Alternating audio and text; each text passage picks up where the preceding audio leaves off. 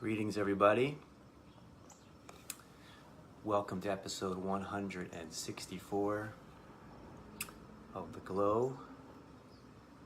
Thanks so much for being here, for sharing your light, for sharing your love, your presence. When you're entering, you can share your location, where you're from. I'm just doing a couple little things here to get technologically set up. Welcome, Tracy. Tracy joining us from Australia, the land down under. What time is it there, Tracy?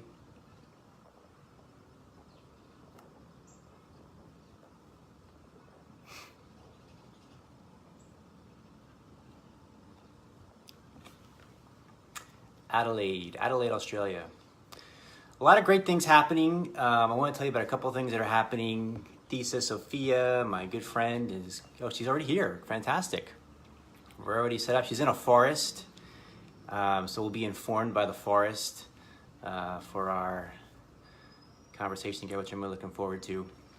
A couple of things I want to tell you about that are happening. We welcome Annie. Annie, who wasn't sure if she could make it, has made it. So good to see you here, love.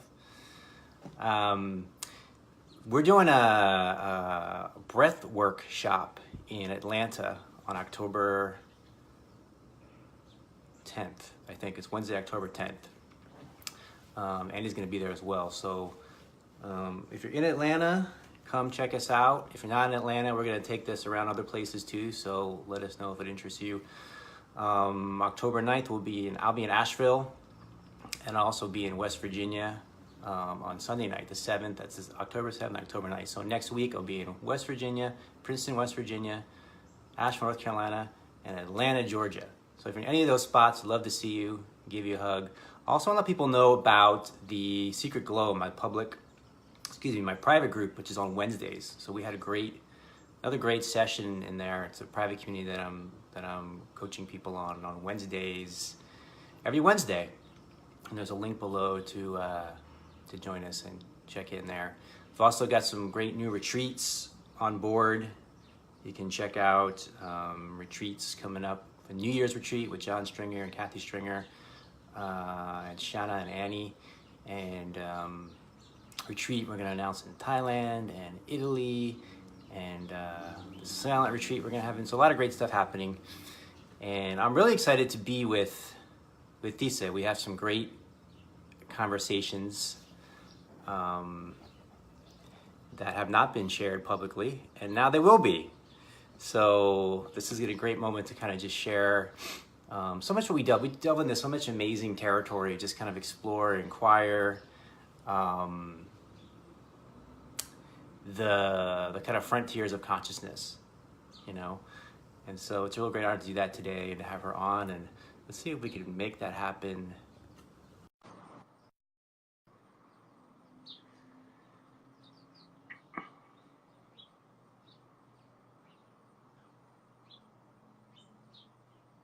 There you are.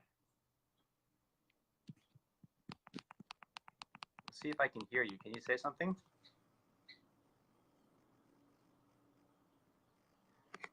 No, I don't think I can hear you. Can I hear you now? Oh, now I hear something. Yeah, now I hear something. Okay, let me see if I can put my headphones again in because I need to. How's that? Can you hear me now? No sound? I hear you, yep. The video is kind of choppy. Okay. I've got full.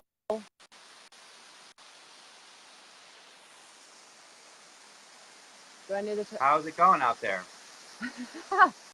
It's roaring. Look at that. Can you see the water? Beautiful. Yep. Is the water? The mountains of Asheville, North Carolina. Yeah. Is the water okay for the sound, or is it too loud? I think it's okay. Yeah, I think it's okay. Is this one of your power spots? Yeah, this is where I come on a daily basis. Well, almost daily when I can, for sure.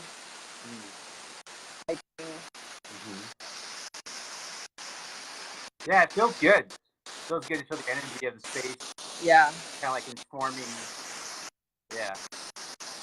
informing us, informing all the connections that we're here together. So, I'm excited. cool that you're in nature. What's that? I was just gonna say I'm excited to be here. Yeah. It's good to talk. Yeah, I think there's a slight delay. Yeah. So we just have to be mindful. Okay. Hi, Kelly. Hey, Kelly. Yeah, it's actually water. It sounds like static, but it's actually water. Yeah. If I need to move, I can. So if it's disturbing or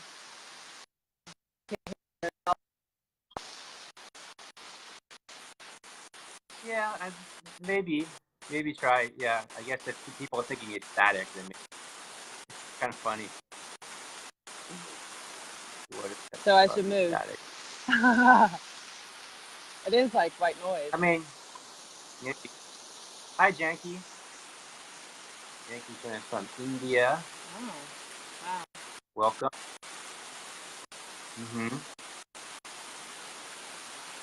So I feel like a lot of what pouring is, if people are sharing, like you are sharing really great, posts on Facebook or social media, Instagram, whatever, and then this is becoming like a chance to kind of expand upon what's being shared. Yeah. With more detail and depth. So there's a couple things that you shared recently. First off, you shared a video driving the car that you told me about, and then I watched it. Yeah. So we really liked it. I liked that you were sharing, and it felt like it was something that people were wanting to explore more, delve more deeper. Yeah. Which was basically what you're calling the shadow. Right? Shadow. And then there was another one that was kind of about the animal or the primal energy in us, and getting in touch with that or connected to that. And then when I was talking to you on the phone the other day, you were talking about how there's this process of ascension and descension. Yeah. Ascension and descension. So people are saying that the water is a little bit challenging to hear. So, myself. I don't know if you want to hike with your phone. But should be better now. I've moved quite a bit away. Okay. Does that sound? Can you tell a difference? She says better. Great. She says better. Yeah. Okay. Yep, better. Oh, then I can I can wrap the phone around this little tree. Okay. So there's this ascension. You're talking about there's this ascension, and then there's a descension. Kind of back to the parts or pieces that are missing or that were not integrated. Right. Right. So I thought that was really interesting. For a few different reasons, but you want to talk a little bit about what you noticed maybe on your own journey with that, or people that you work with, as far as this ascension, right? And then a descension, which is an integration. Yeah. Wow. The field of information is so vast on that topic, Yeah. It's yeah. But I think basically what I've noticed, both in myself and the people that I'm working with, at the beginning of the path, what was being called for was breakthroughs upward, into the subtle realms, which correspond to the heart and the head centers, the crown, subtle and subtler ways of knowing, moving toward emptiness, or emptiness, moving toward the absolute, which is the subtlest aspect of ourself. When we go behind that, there is the absolute, unchanging, unknowable. So when realizations of the unknowable are calling us, it tends to bring us up, up, up, up into the subtle realms, you know, out of the materiality and into the energy bodies and the aspects of ourselves that are very subtle.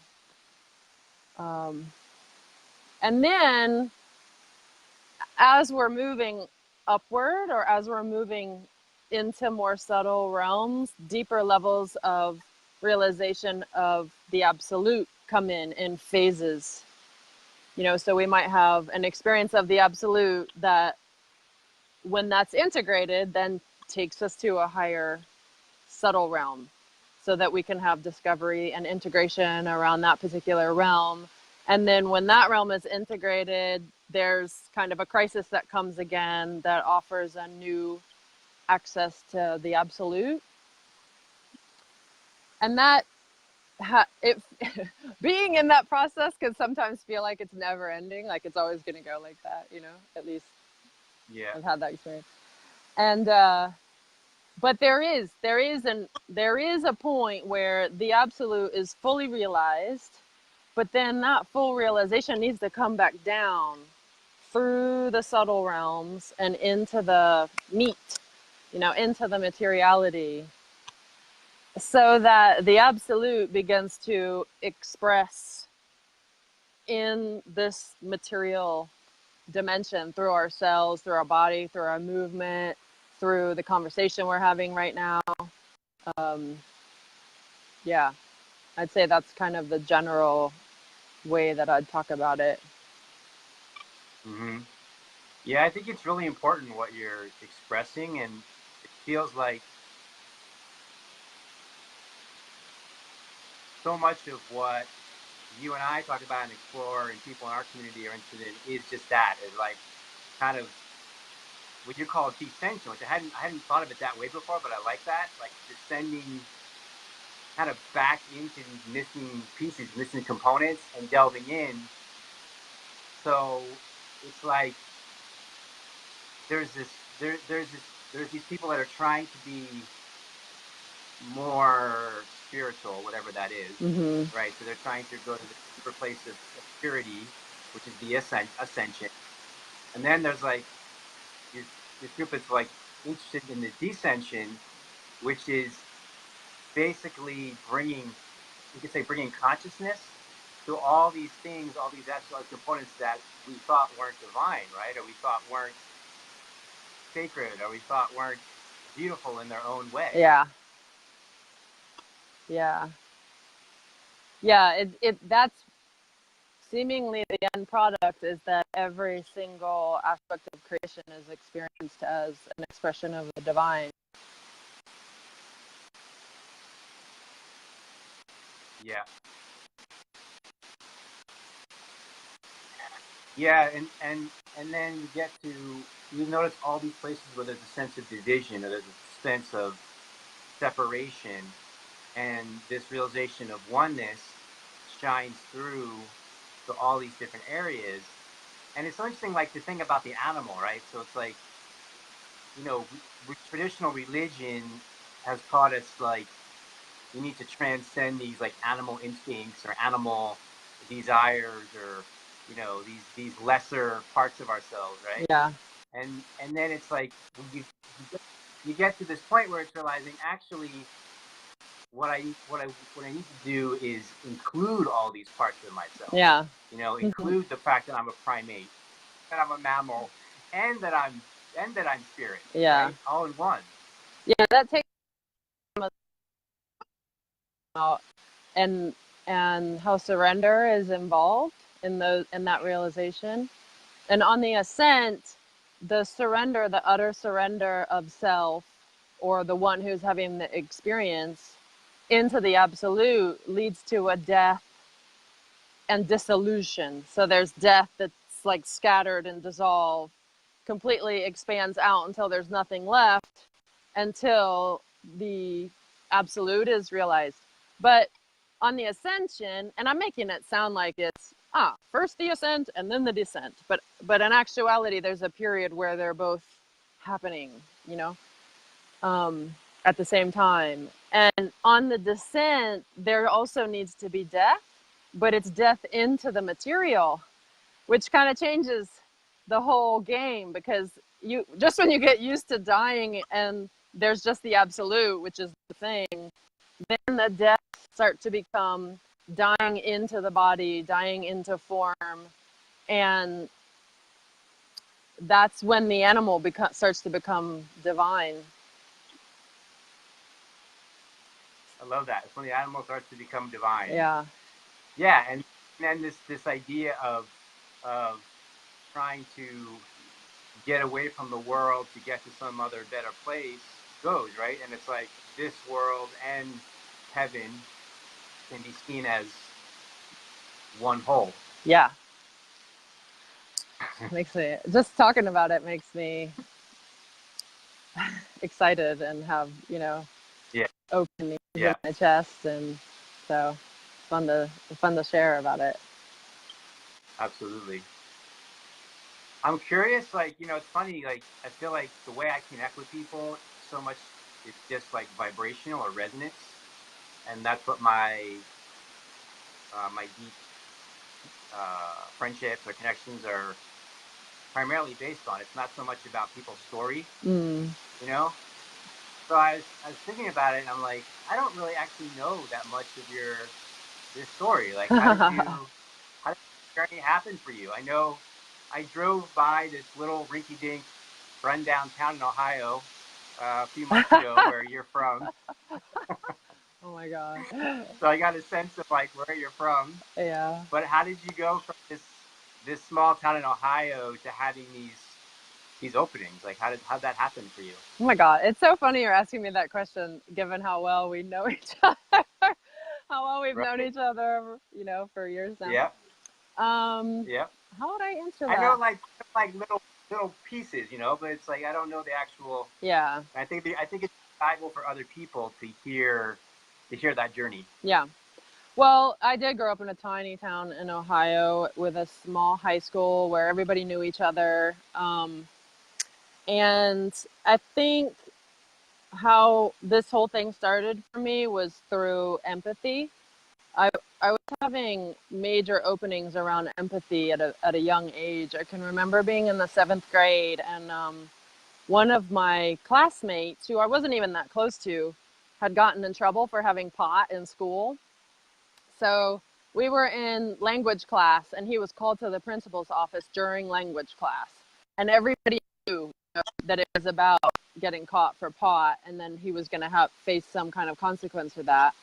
When he came back in the room and he sat at the table across from me, I suddenly was in his body, and I could feel everything that was happening in his body. And it was beautiful and overwhelming, even though the experience he was having was really challenging. You know, he's having a lot of shame and grief, and it wasn't like what most people would consider like a fun or positive experience, but it really took me to the next level of empathy. And, you know, when that happens, the whole nature of consciousness is definitely in question. Like everything that we learned in 7th grade about science and materiality and what have you suddenly just feels like this tiny piece of the whole. So I'd say it started there. But then, because I had such an experience of empathy, my line of work started to become closer to psychology, counseling, that kind of thing. And then I started meditating. And when I started meditating, and I was initiated into Kriya Yoga, and I met my first teacher, that kind of shifted the focus to spiritual opening, you know, spiritual awareness, Mm-hmm. and developing the awareness through meditation. So I did that for a while, and so I was kind of I was having two paths for a while. One was my own meditation practice and my own spiritual practice, and then being a healer, whether it was nutrition or herbs. And then I came to a point in my practice where they merged, and that was after it was on my third teacher and shamanic training. My shamanic training was really interesting and vast, but just to give you a highlight of it, I had a particular teacher who was interested in how trauma moments in time would unlock peak states of consciousness. So he had this theory that if you had a trauma, let's say in the womb or at birth, then that trauma could create a blockage throughout the rest of your life that was blocking your true nature from expression. So his life's work was to find out how healing trauma in the womb from conception to birth would affect your state now, your state of being, and whether you could get more and more expression of essence through healing, through trauma healing. So I worked with him for a while and a group of people that were exploring that together, and also working at the cellular level in meditation. So we would explore the cellular expression of someone's physiology and then heal something there and notice, did that affect the disease they're working with or the mental state that they're dealing with. And then I came to a point where I realized healing, like the search for health, is nothing more than a search for true self. And Yeah. I feel like my teacher and I weren't on the same page there. So we had a parting of ways, and there was a bunch of drama in that. But it was great for me because I was still healing. I was still doing healing work, but I began to focus more on awakening and including realization of the absolute into the path of healing and transmutation and transformation. Mm-hmm. And how did you, when you were in this small town Ohio, like how did you discover meditation and how did you discover, these higher realms of consciousness? Because like we're about the same age, and like it wasn't as easy when we were young as it is now. You just go on Google and you search stuff, Yeah. look stuff up, but it was more challenging back in that time. Yeah, and you were Pennsylvania. We were right next door, so we were both kind of small town, Midwest. I had from a small child some difficult experiences with religion and church, and I was drawn to it at first, but then I had these experiences that were super scary. That there's, I think, a lot of fear that is experienced in religion.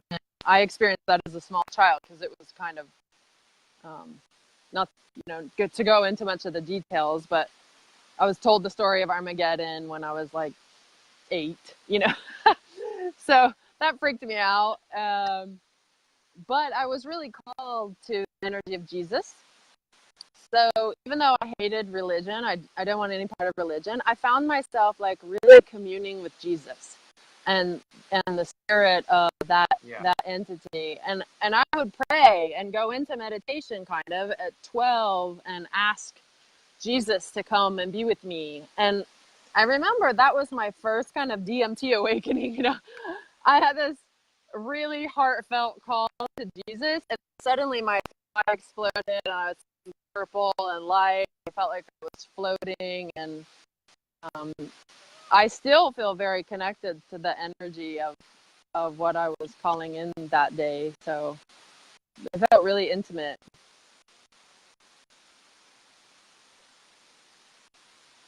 Yeah, that's really interesting. I reflecting on my own journey.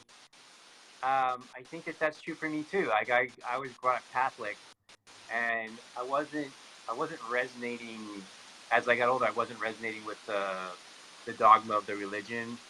It definitely like freaked me out too. Like starting on, it was like kind of scary. Yeah. You know, the stuff that there's all this kind of shame and blame and not blame, but shame and guilt and all this sort of stuff. So, but you're right. There's something about like the energy of Jesus that like I felt like through it was like beyond the religion there was something there that I resonated with, you know, that was inspiring to me. That did come through the religion. Like there was an element there that came through, you know.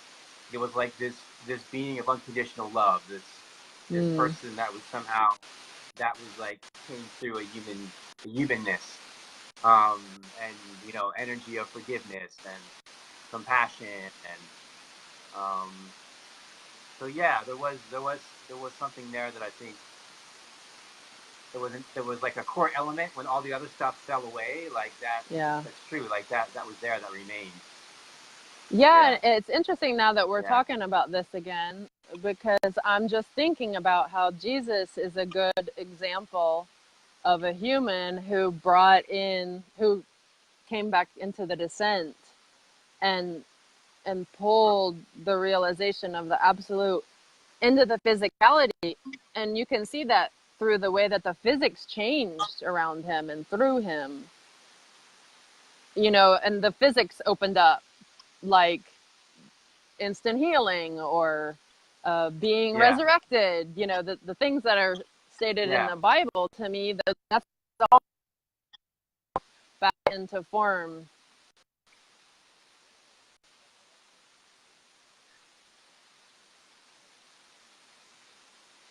Can you still hear me? Yeah. Okay. You're yeah, you broke up a bit, but I'm getting like the gist of it. Okay. Yeah, and like thinking about Jesus now, it's like who did he hang out with? Right? The sinners, the prostitutes, the derelict, the outcast. Yeah. It's so true. It's such an amazing, like when you think about that perspective, he was all about going into the descent. And like these people that people thought weren't holy, he was like, well, these are my friends. Yeah. You know, if you want to be with me, then you love these people also, and basically, right, these parts of yourself in essence, right? Yeah. Yeah, which corresponds to, for me, that those parts of ourselves that we have denied the most are actually sitting in our belly. And that where the shadow is, you know, what we're calling the shadow, can appear anywhere, but a lot of it is in the belly. So when you're talking about the derelict, the corresponding thing in our own psyche is the stuff that we haven't yet visited in our own, deep in our belly, or the cosmic womb. Mm-hmm. Yeah, which gives you something called Wombwork, right? Yeah. Yeah. So explain for people what that is. Yeah, it's a little bit different than a lot of the women who are working with women to do healing in the female reproductive area. It applies to that, but it's also more general, and men and women are both, you know, it's important that men and women are both working there. So for me, the womb is the belly, but once you start working into the belly, you open up deeper and deeper layers of the belly through initiations. And then until you get to this point deep in the belly that opens up completely and fills the whole body. And at that point, everything collapses into one thing, so that there's no longer a separation between head, heart, and belly. They're always working in sync, and energy is flowing fluidly between them.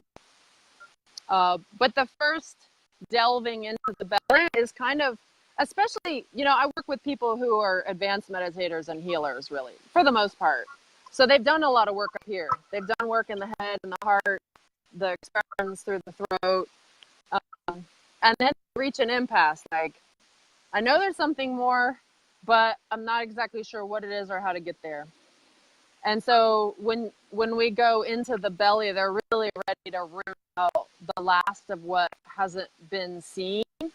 And when you first get in there, because you haven't necessarily been open to it, it can feel challenging. It can feel icky or terrifying or shameful. But once that's cleared, and once that's cleared, what happens actually is the power of the animal unleashes. Right? So the power of the animal unleashes, but then instead of being raw and unrefined like a cat who would eat you in the forest, for example, the energy, that power moves up and merges with what you've unlocked in the head and the heart. And the head and the heart bring compassion and refinement and clarity to that power, so they express appropriately in union.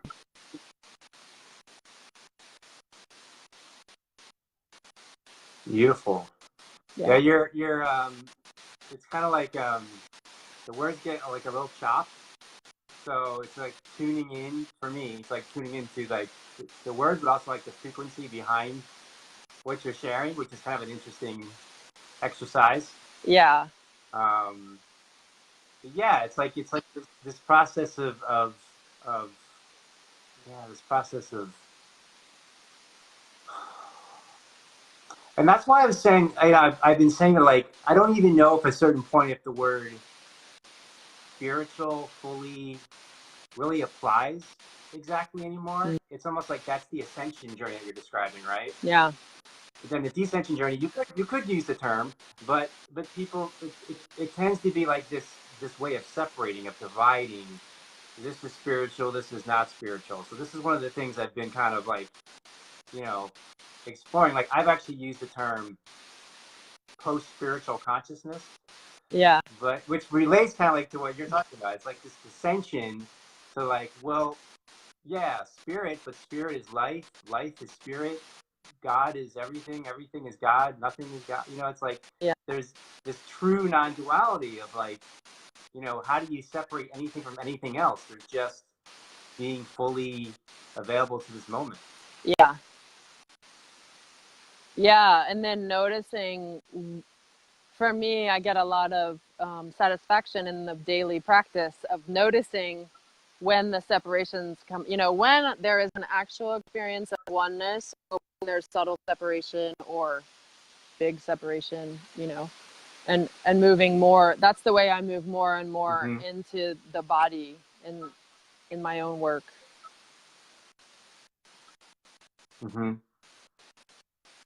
So Tracy is very active here, asking us lots of questions. Yeah. So let's look at some of these questions. Do we need to find strength to be brave and let go into the abyss, the unknown? That's one question. Could you call it the pain body too, like Eckhart Tolle? It's kind of a battle. Do we need to find the warrior within? So I would personally take exception to the term battle. I think it's a different process, but why don't you speak to that question? Could you call it the pain body too, like Eckhart Tolle? Is it kind of a battle? I think so. What feels important to me is when it becomes a battle, that's actually the point where the one battling, or that sense of self, is trying to avoid surrendering itself into the absolute. So it goes, look, that's really compelling, that fight. I'm gonna jump in there and, you know, fight, good and evil, bad, you, the other, whatever, strength, courage, and there is a place for that in the process because it builds being. But as long as there's someone there that is still separate from its source and hasn't completely surrendered to its source, it will lost in the illusion of. So to me, it's important to notice that there's someone fighting, feel that someone fighting together in your physical body, that actually feel the absolute in relationship to your body. And then when they merge, what was experienced as a battle suddenly defines itself to move and then expresses itself and with looks differently.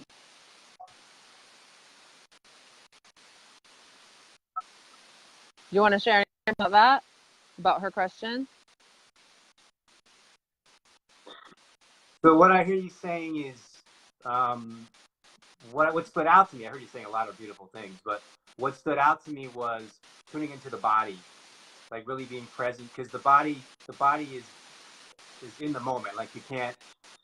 Yeah. People ask questions like, well, how do I get in the moment? How do I be in the moment? Well, the body, the sensations in the body are here in the moment, right? So you can't like think out of what's here. So that's one of the gateways that you really pointed for people, right? Is tuning into the body and what the body is, the feelings, the sensations in the body in the moment. Yeah, really key for me. Yeah, and it's interesting because when you do that, it's like from the beginning of the path, you're including this animal part, the meat bit, sensation. So feeling the sensations of the materiality, and then noticing where is the complete contrast of that in the absolute. And you might not know that you're feeling the absolute yet. You might start out with just what's silent or what's still. But always feeling them together is and then in acceptance and allowance provides this natural engine that allows evolution to unfold uniquely for each person in its proper time, which is awesome. And then the inevitable ending to that is the two of them finally and completely come together, never to be apart again.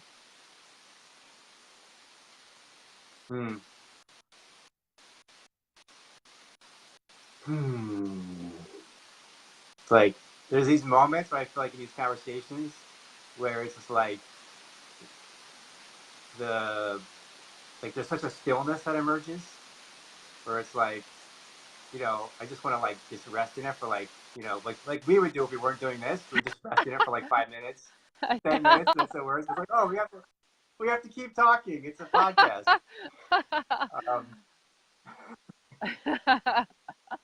But yeah, no, I think it's really beautiful what you're sharing. And one of the things that I've been really exploring, I find really interesting is emotion. Let's talk about emotion. Yeah. I'm finding emotion really interesting. I used to feel like it's like you definitely, I think it's important. It's like just like you're being aware of the body, to be aware of your emotion, right? So be aware of everything that's arising in the moment. So you're aware of physical sensations. You're aware of emotional energy moving through you in the moment.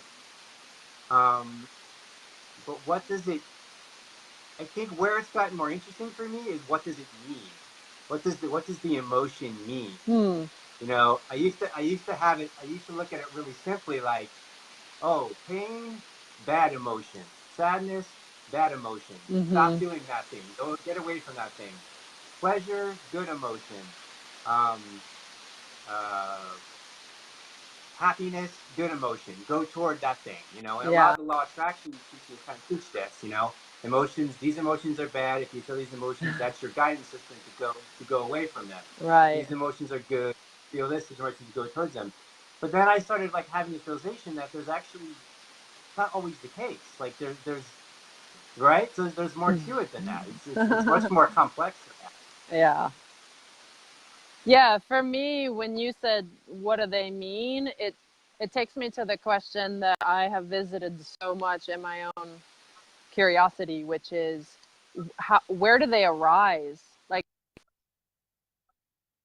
that what I was calling emotion in my body was an energy that if I went to the source of it, kind of like if emotion is the water in a fountain, if I went down to the base of the fountain, was it still that same quality of the emotion, or was it something different?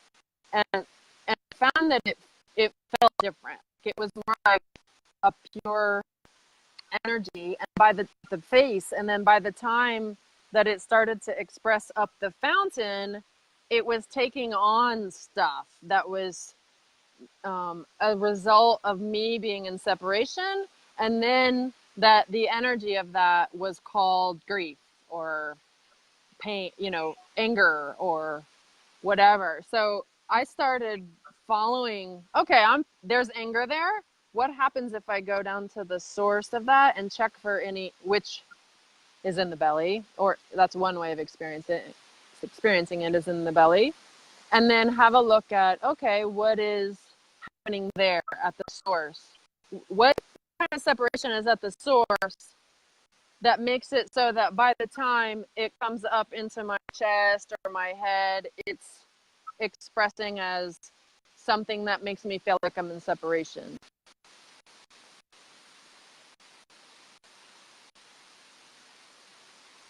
Right. And then I think the other interesting element is it's like emotion is energy, and then we label it.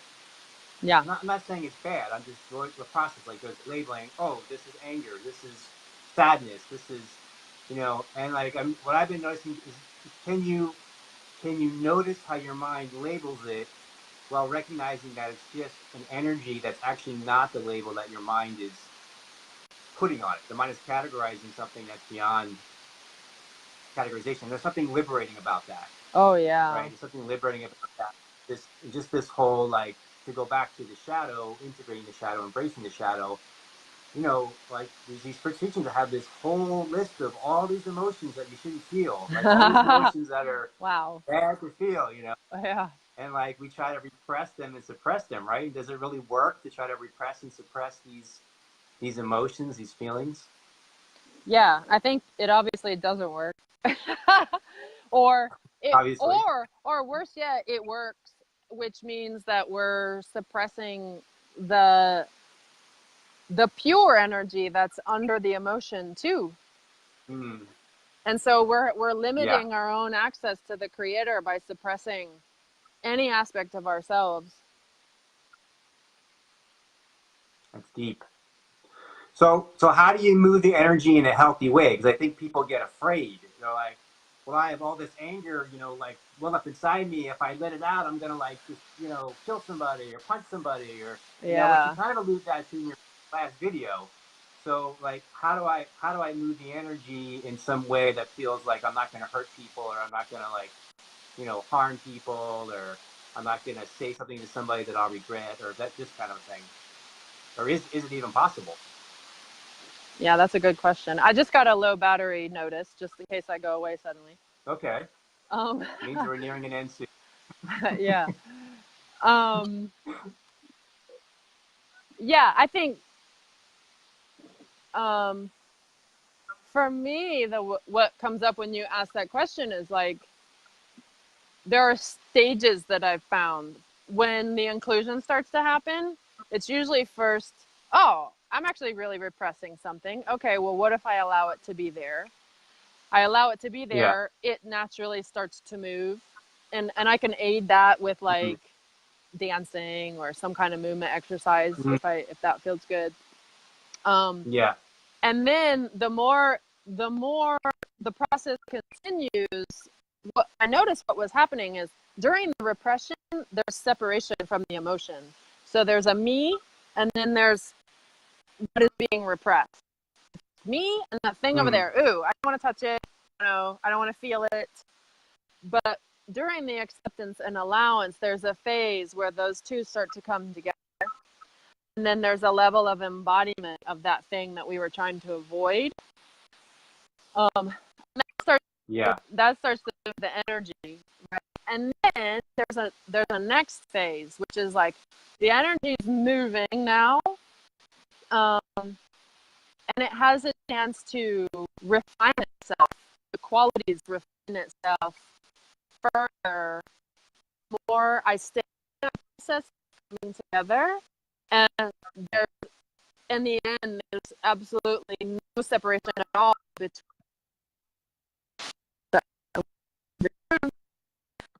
no separation at all between what feels me and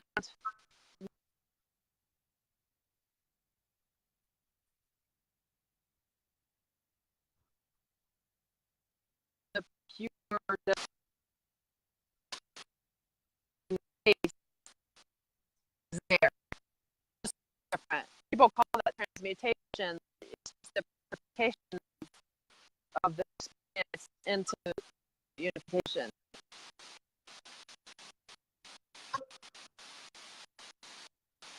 So I think you got froze, Thessa. Am I frozen now? No, I think now I hear you. Oh, yeah. But it's like you're bringing the energy. There's a separation in energy, and then like through this process, you're bringing it together as one whole, right? Yeah.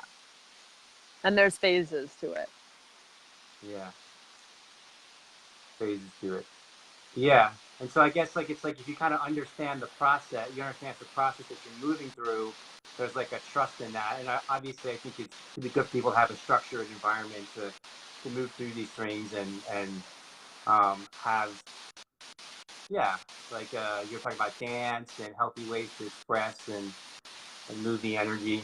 Yeah. But it feels like maybe just like people to know that this feeling is really strong, but as you allow it to move, it's not going to be as strong. It's not going to always, because when we're in the intensity of a feeling, there's a feeling like, oh, it's always going to be like this. It's like, but there's no feeling that's like always going to be like anything, right? It's like feelings are just temporary. They're just energy moving, and they're not. Tracy alluded to that somewhere in what she was writing. Is like, it's you don't have to give it so much importance once you know it's a temporary movement. That doesn't mean like repress it or avoid it. But it's like this, like, kind of like the Buddha talked about, like the middle way, right? It's like you're not attached, but you're also not avoiding either. Yeah, and just being with the flow. Yeah, and I think that takes us naturally into the phase 2 of questioning, well, what is it that's having the experience of an emotion? And when that question starts to be asked, and then the one experiencing the emotion transforms and returns to its source, the whole game like you realize, oh my God, the whole experience is arising. And when the experience of me changes, everything can change like that to reflect unification. Do you think that the sense of the sense of the I, the separate sense of an I, question's kind of like, is the sense of an I itself, kind of a hard question to ask, but I'm going to try. Is the sense of I itself a separation, or can there be an I, a sense of an I in unification? Does that make sense?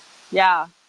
So this is like one of the major questions I'm on too, and for me, the way that I've answered it is, anytime there's an experience of me, that separation in space, and it can appear at lots of different levels. It can be conceptual, it can be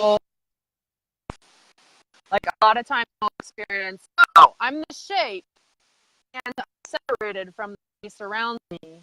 And to me, that's a really subtle sense of I and separation.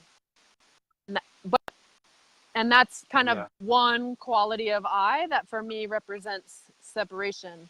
And when the full, complete unification between all the elements happens, there is no sense of I, but there is a quality of unique beingness that is apparent. And so for me, that unique beingness is the I in unification, you could say.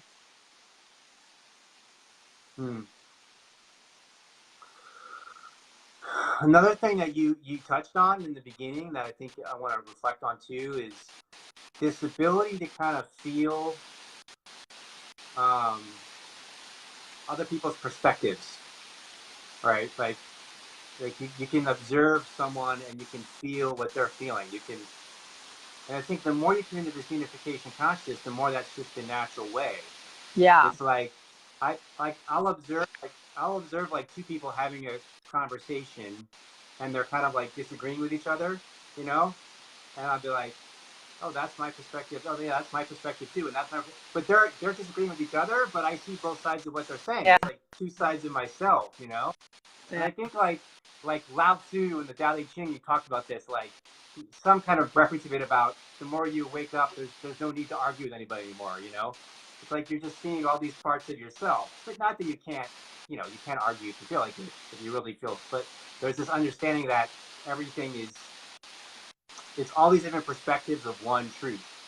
And I notice, like, I feel like you have that as well. Like, you can kind of feel sort of where anybody's coming from, even if it's a place that seems very dark or a place that seems very, whatever, something, you know, unholy or something. Yeah. You're able to like feel where that person's coming from, and that creates a sense of empathy and compassion, and ultimately love. Yeah. Right. Yeah, I think you summarized my experience really well. And I think it's related to having a capacity to be without perspective. So then you can experience them all, you know. Perspective is actually, the way perspective is, there's a point in space that's looking around at something, you know, which shows that there's separation from the point and all the other points. So you only see certain parts of it. Yeah. But what if that collapses and suddenly what's looking experience is embedded in everything? And there can be the whole perspective at the same time there's no perspective, or there can be one perspective at the same time there's multiple perspectives. It's really interesting, that subject.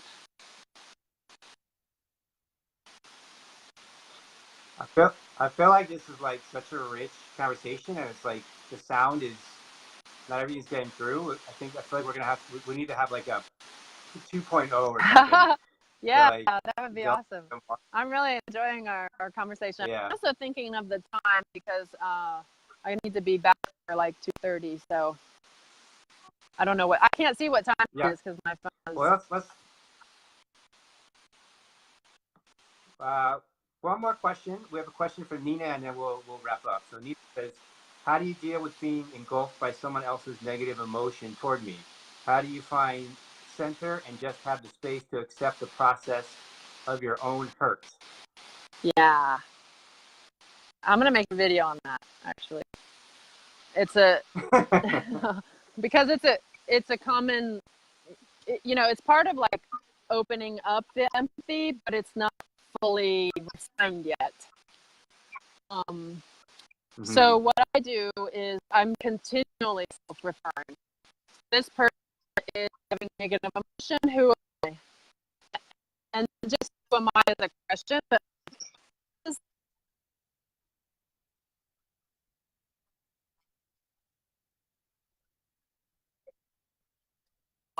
what kind of separation do I experience when this person is doing whatever they're doing? You know, they're projecting negative emotions on me, or they're using negative emotions and I'm picking it up.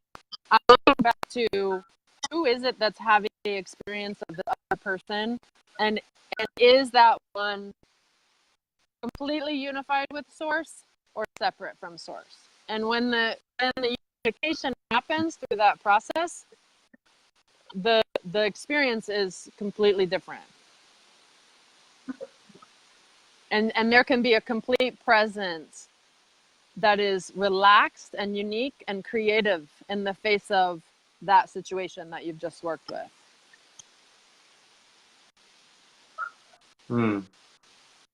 Beautiful. So the root is, it feels like the root is always come back to what you said in the beginning. It's like knowing who you are, getting to like, you know, the absolute self. Yeah. Yeah. Yeah. Well, I'm going to let you get back to your beautiful child and your home and out of the forest, and before your battery dies. Yeah. I just feel really grateful for being here, and look forward to seeing you soon. And we'll do this again soon. Yeah, I really had a good time. I felt like really connected for our conversation. So I'm appreciating you even more right now. Thank you. Thanks for bringing us together. Likewise. Yeah. And I think that's what's most important ultimately, right? That we have a good time. Yeah. Yeah. All right. Thank you, Thessa, so much. Okay. I love you.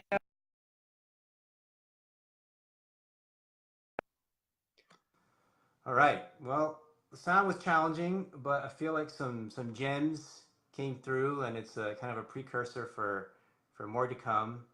It's the beauty of Facebook Live. Thanks, Nina. Thanks, Tracy. Thanks everybody for hanging in there, and thanks Tracy for holding it down and asking questions and commenting, and thanks to everyone else who popped through. These are always available on. Oh, hey Kelly. These are always available on replay, so they'll be available on Facebook Live, will be available on YouTube, be available on iTunes, be available on SoundCloud. So you can subscribe there and listen to all these podcasts, and another 163 of them there as well. Monday, I'm back. I haven't done many podcasts on Monday, but Monday I have a great guest, Kevin Walton, who's based out of South Florida and is doing some amazing stuff down there and really resonate with what he's sharing and teaching. He's going to be joining us on Monday at 12 p.m. Eastern. So stay tuned for that. There's Saturday, then there's Sunday. We're going to have a great weekend, and then we're back here on Monday. So have a great weekend. Thank you all for being here. So much love and appreciation for all of you, and see you in the next now.